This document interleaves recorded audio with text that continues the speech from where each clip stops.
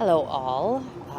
I decided to take some time, obviously, tonight, the night before Election Day, to sit down and put together what I call an open video letter and or open letter to candidate Kamala Harris. As many of you know, my name is Cindy Mich. I am an award-winning journalist and media personality. I've been writing for the last 20 years. I've been in the broadcast media for the last 10 years. The reason why I'm sitting down today to talk to all of you is very simplistic. It's not to push my own personal agenda. It is not to push blame or hold any sort of grudges or harass any candidate. It is not my intention to try to sway anyone. However, it is my intention to personally say to you, Kamala Harris, this is me as a woman and as a journalist appealing to you that you listen to me as a tax-paying citizen of the United States and as a woman, and I ask you to listen to my concerns and to address me as a person, again, and as a citizen of the United States. I understand it is your intention to act as the Vice President of the United States potentially as of tomorrow evening. So therefore, I feel it necessary to bring my concerns to the table and ask you to answer me. So this evening, I have 4 concerns, all of which have me coming from the female perspective to you, using your words, your phrases, and your particular beliefs. To start off with, let's discuss the issue of abortion. As we all know and are all familiar with, you have been very vocal in terms of your support of abortion. Just so we can all put a name to this, the actual definition of abortion is the expulsion of a fetus from the uterus, the ending of a pregnancy, basically. Now, as I understand it, Kamala, you do not have any children. I myself have been fortunate enough to birth 5 children. I have been instrumental in raising them and caring for them, and truly, out of all the accolades I've ever had, they are my greatest achievement. Make no mistake, I would be nothing without my children. So I question you as a woman and as a person without children. Number 1, you have stated any time, any place, for any reason, a woman should be allowed to choose to have an abortion. Again, I'll state that. Any time, any place, for any reason. 98% of abortions, in case you're unclear, are done by women who are doing it solely because they no longer want the child. Not for health reasons, not because they've been raped, but because they clearly choose to terminate their pregnancy. Number 2, I know that you state you oppose parental notification for abortion by a minor, which means I, as a parent, if my daughter goes out, you are allowing her the opportunity to end a life without even consulting the number 1 teacher in her life, who has been instrumental in raising her and taking care of her. Number 3, you also ask that the Hyde Amendment be repealed. Now, for those of you that are unfamiliar with the Hyde Act, or I should say the Hyde Amendment, a while ago it was your running mate, Joe Biden, who actually supported said amendment. Therefore, my secondary question to Kamala Harris is, why are you so staunch about supporting the Hyde Amendment when your running mate is opposed to this? Whether I like it or not, not everyone is a Catholic. I am a Catholic. I understand that you are not. But as a woman and as a person, I have a duty and responsibility to ask you the question. If you are going to support abortion for anyone at any time in any place, should you not at least have a background as a parent? Be a mother. I understand that you're a stepmother, but you have never raised children from start to finish. You've never felt life, ever. I would like to further cite some examples as it relates to the Bible. Now, we all know that there is no flat-out, outright definition or direct description that abortion is wrong according to God. However, if I might cite Jeremiah 1:5, before I formed you in the womb, I knew you. Before you were born, I set you apart. That's a clear indication from what I can tell that God is saying He created you. We came from the womb and we came from Him. That, I believe, is something that we should be thinking about. Let me just add one additional biblical passage, and I don't do this because I want to literally christen you with Christianity or any form of religion. However, Deuteronomy 32:39 states, "See now that I myself am he, that there is no God besides me. I put to death and I bring to life. I have wounded and I will heal, and no one can deliver out of my hand." If I understand that correctly, what that means is that the only person who legitimately should and could end life is God himself. Not a political leader, not a politician, not a woman. That's some food for thought. And that's subject number one. So I question you, where do you stand on this? And more importantly, how can you stand where you are without a working knowledge and history of being a parent? Subject number two, as we all know, a long time ago, a year ago in 2019, you were extremely vocal about supporting the individuals who stepped up and said, "I was sexually assaulted by your running mate." To be particular, let me quote your exact term. "I believe them and I respect them being able to tell their story and having the courage to do it." That was in 2019. In 2020, you made the elective decision to come out and say that you wanted to be Joe Biden's running mate. Now, this is where things get a little tough. It's not very often that a public figure who has a large following such as myself comes forward and is so candid, but I feel pressed to do so because I feel as though you, Kamala Harris, do not see me. You do not see the millions of other women that are sitting out there. So, let me explain again by definition. For those of you, and including you, Kamala, sexual assault is best defined as an act in which a person intentionally sexually touches another person without that person's consent, or coerces or physically forces a person to engage in a sexual act against their will. Let me be rather frank with you and bring out some facts. I am 51 years old. At the age of 17, I too was a sexual assault victim. Fortunately for me, I was able to go to the police, the people for which you are stating should be defunded, and they were able and instrumental in finding the individual who did this to me. I am 51 now, as I stated. It's taken me 10 years of therapy, multiple partners, and to this day, I am still struggling with the act of a sexual assault against me. My issue with this is threefold.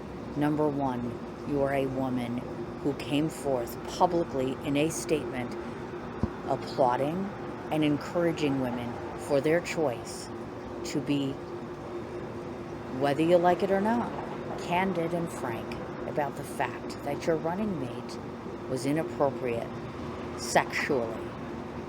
Let's let that sink in for just a moment. Now, 1 year later, not only are you holding his hand and going on the campaign trail with him, but very, very little has been said in the media, in print, or by you to explain your 365-degree change. I believe personally, as a victim who is also now a survivor, it is a clear slap in the face to me and every woman that walks the earth when you walk around and 1 minute you can condemn him for being inappropriate sexually and then turn around the next day and become his running mate and now want to stand beside him to hold one of the biggest positions that we have in the country. I find that to be extremely insulting. Let me take this one step further. Again, we go back to the biblical references, and this will become instrumental when I speak on the next portion. If we look, let me please cite Deuteronomy 22, section 25-26. But if a man find a betrothed damsel in the field, and the man forces her and lies with her, then the man only that lay with her shall die. What does that mean? That means that the punishment should fit the crime. The punishment should fall upon the perpetrator. You allowed a perpetrator to not only go without conviction, but you are now standing beside him to run the country. Imagine that. Imagine those of us on the other side of your fence who live in this country, who have to sit here and decide whether we want to elect a woman into office who will forgive the sins and literally erase them as if they no longer existed 1 year later. I want you to consider very carefully that I am one of millions that are out in the country. I am just brave enough to come in front of a camera, and I have nothing to lose. I'm self-employed. There is nothing that can happen to me. If this video ends up biting me in the backside, I'm still going to go to bed at night knowing that I feel better speaking my truth and being real about who I am. So I question you. Are you being honest about where you stand on the idea of sexual assault? That's 2 subjects. Let's take it to number 3. The third one, let's talk about gun control for just a moment. There are currently, as of 2019, unfortunately I don't have the data for 2020, there are 1.2 million violent crimes committed in 2019. We also live in a world, unfortunately, of clusters of chaos, where you have anarchy, where you have violence, where you have looting, where you have things out of control. And the answer to some of you is to defund the police and make them accountable at every turn for every move that they make towards any criminal. Now, let me cite a few facts. You state that there should be no gun ownership for mentally ill. I have been a bipolar patient for 25 years of my life. I don't see dead people. I don't talk to anyone that's not there. I'm not unstable. I've never been convicted of a violent crime. Yet you feel, and I'm assuming you're not a mentally ill patient or a mental health patient, feel the right to be able to tell me that I can't own a gun. If you're going to call out the mentally ill and put a disclaimer and discriminate against us, you need to be able to prove your point. And Kamala, I don't see anything out there that's convinced me that you've proven your point. It's wrong, and it's cruel, and it's judgmental, and you need to prove your point. Might I cite another thing? We cannot tolerate society with our babies being slaughtered. That was a comment you made. Our babies. First of all, again, might I cite your stance on abortion, technically is the cessation of life of a child, an embryo, whether you recognize that embryo as a child or not. Second of all, when you cite the word our babies, that would infer that you actually have children, which we've already established you do not. Hence, again, I question, what does that quote actually mean? For the third point, might I add, you have said you want to restrict the right to bear arms in general. Well, if you're going to take the police and defund them, if you are going to turn our world into a place where everything will be locked down essentially for your what we consider to be so-called scenario where if we lock everyone down and force them to wear a mask, what do you think is going to happen? I'm going to take an educated guess and cite that there will be more rioting, there will be more violence, there will be more blowback. And now you don't want anyone to have guns, and you want to minimize the police. Let's again think about that for just a moment and let that sink in. And might I further state, quote, if Congress won't act on guns or pass gun laws, I will by executive action. I might want to remind you of something. Last I had looked, by definition, the only person who is allowed to pass an executive action of any kind would be the President of the United States. If I were to look in and really deeply and intellectually read into this inference, it would almost sound as if you're referring to yourself as a future president. Now, I realize, of course, that that is clearly what the mainstream media is pushing. This is, in some ways, potentially what you might be pushing. However, I, as a citizen, again remind you, the executive orders, executive actions, come from a president. You are not running for president, last I checked. You're running for vice president. So again, I want to say we're overstepping a bit in terms of that. So again, my question to you, to repeat, how are you going to handle the situations in today's society if you remove more of the police and you take away the weapons? You take away the right, the constitutional right, for people to bear arms. My last question, and or should I say subject, is spirituality. All of us are spiritual based. I have never been a woman who has ever judged anyone for what they believe in or who they believe in. I have been, for a very long time, born and raised a Catholic woman. As I understand it, you are, as you claim at this point in your life, a Black Baptist woman.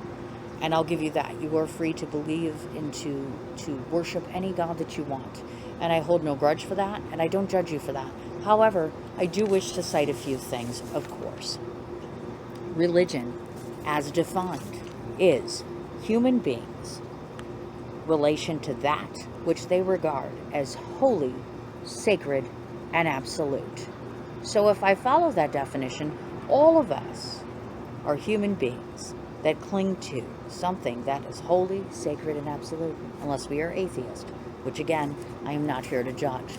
So, barring on that belief, and that you are a Baptist, let me remind everyone that Baptists, as I'm told, believe the sole authority for their faith is the Bible itself.